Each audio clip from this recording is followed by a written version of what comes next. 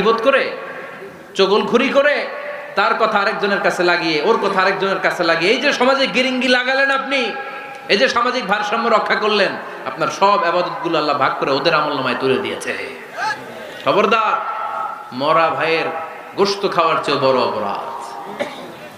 এই দেশে হালাল সিস্টেমে অনেকে গীবত করে এইভাবে, আমি আপনাদেরকে দেখাই।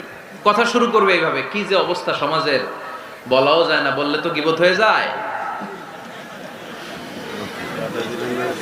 না বলেও পারি না, তাই না? এরকম বলে না অনেকে? বললে তো কি হয়ে যায়? হ্যাঁ, বললে যদি গীবত হয়ে যায় তাহলে স্টপ। এতটুকু যেহেতু বোঝেন যে বললে গীবত হয়ে যায়, তখন স্টপ। আওয়াজ করে বলেন, তখন স্টপ। মেরাজ রজনীতে বিশ্বনবী দেখলেন রিজালান, কিছু লোক, লাহুম